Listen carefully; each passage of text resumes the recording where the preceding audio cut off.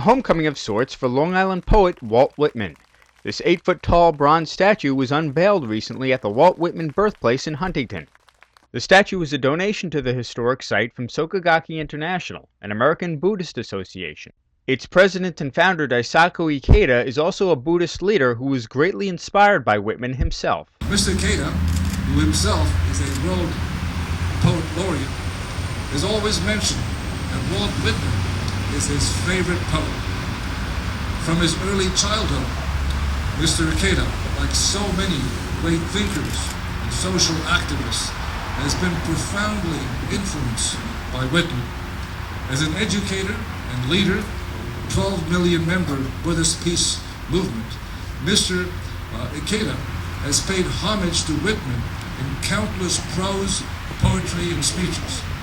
In one of his recently published dialogues entitled Creating Waldens, an East-West Conversation on the American Renaissance, Mr. Ikeda stated, quote, "A poet of the people, Whitman's work was a companion to me in my youth. I still remember the thrill I felt when, in impoverishment following the war's end, I scraped together the money to buy a translation of Leaves of Grass. Whitman's poetry magnanimously affirms humanity and celebrates hope for a new age. This volume, which encouraged me more than I can say, was to me priceless." On June 20th, 1981, during one of his visits to New York City, Dr. Ikeda visited the Walt Whitman birthplace. At that time, he penned the following: "Now I've come to the birth house of Walt Whitman, who in my youth always brought a rush of uplift to my heart. What is a poet? What is a poetic mind? Now, returning to my original natural spirit, I spend a time of contemplation." I cannot think of a more fitting place for this statue to reside. It has taken us a number of years to find the right place, but I believe that finally Walt Whitman has come home. Ikeda was unable to make it to the ceremony himself, but sent an important message with Yoshitaka Oba. I have never forgotten how thrilled I was upon reading Whitman's Leaves of Grass for the very first time. It was just after World War II, and I was in my early 20s. Leaves of Grass was always with me during my youth. The poet's verses that celebrate freedom, adore equality, and extol friendship struck my heart deeply. Loving the earth, loving people living on the earth more than anyone, Whitman likened himself to the leaves of grass that coexist with the earth. I have been fascinated by Whitman's gaze, by the light in the eyes of the poet who speaks of so many things. Probably no one has shed so many tears as he. I think the inner meaning of events, the beauty of nature, and above all, the nobility of human beings probably only appear in all their rich colors to someone who has cried in times of hardships and times of pain. I fondly remember visiting Whitman's birthplace house just behind you, together with a number of youth 29 years ago. I recall how the moment I set foot inside the poet's house, I felt surrounded by an inexpressible nostalgia and humanity, and was unexpectedly overtaken by a sense of warmth in my heart. Inside the sparse, wood-floored rooms, I felt as if I was being embraced by the great spirit of a poet who dedicated his life to freedom and enterprise. I know Mr. Ikeda's words written in the guest book were shared before, but I'd just like to share them again with you so that Mr. Ikeda, who's not here with us today, so we can feel his spirit. He wrote as follows: "Now I've come to the birthplace of Walt Whitman, who, in my youth, always uplifted my heart. What is a poet? What is the poetic spirit? Now, returning to my natural frame of mind, I spend time in contemplation."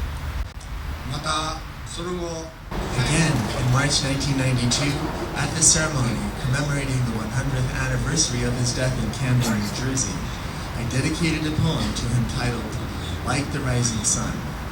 That occasion also remains for me an unforgettable memory.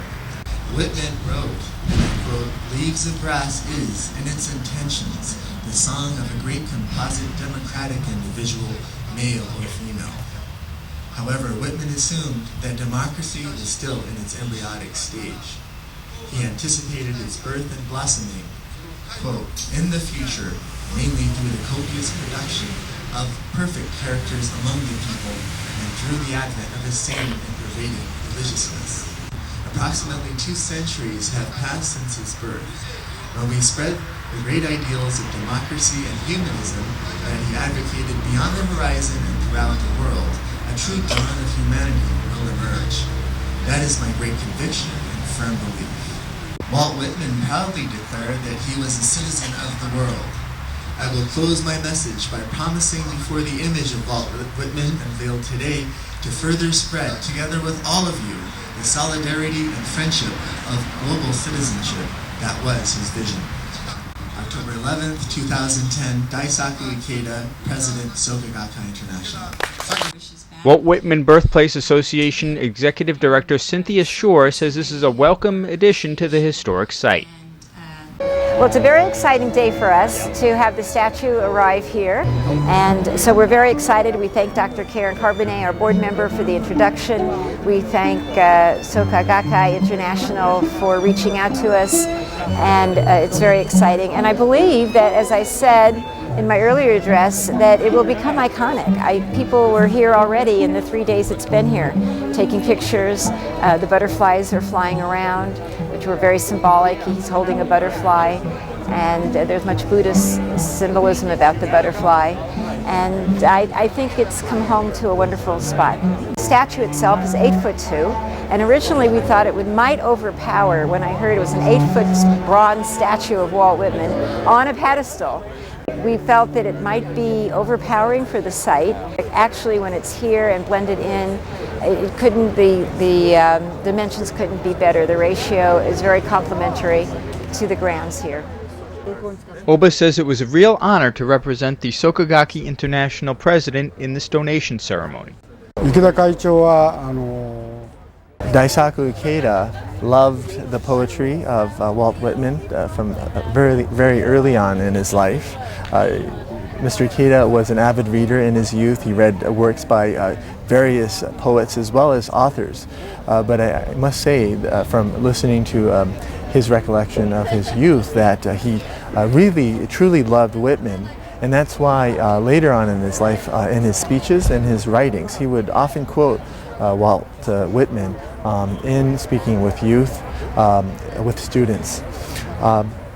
And so it was back in 1989 in June, 29 years ago, that Daisaku Ikeda was able to fulfill and actualize a lifelong wish of coming into physical contact with the great poet. And this happened when Mr. Ikeda visited this Walt Whitman birthplace. The words that I shared today that he indicated in the guest book were his inspiration from coming into contact with the spirit of the great poet. And it's just as I shared with all of you today. I am personally so deeply impressed and so happy to represent the SGI president in this donation today, and also very moved with this opportunity to see the actual birthplace of the great poet.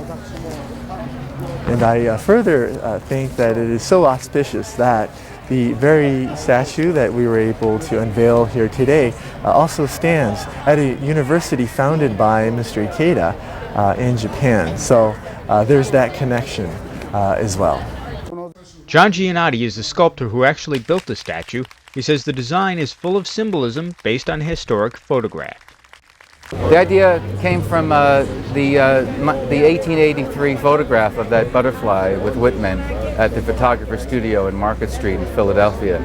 And once I saw that butterfly image, I knew about the images of the butterfly that he had used in certain copies of Leaves of Grass, and I thought the butterfly was an absolutely natural image to use. The butterfly itself, you know, so fragile, and Whitman's poetry, to me, is a combination of power and sensitivity, and those two are intermingled. And I think he's one of the unique poets in the world that can express a thought so delicately and yet have so much power behind it. It's almost a dichotomy to say that, but it's absolutely true. His words can express the most sensitive parts of nature and yet also convey the power of that nature in the same line.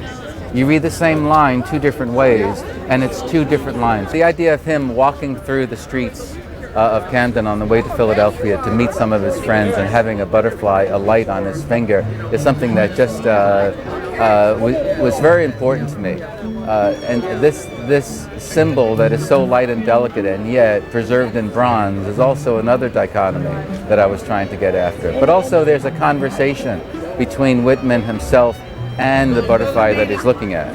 It's almost as if the butterfly is acting as a muse for Whitman's words. For more information on how you can see the statue, check out their website at waltwhitman.org. In Huntington, Chris Killar reporting.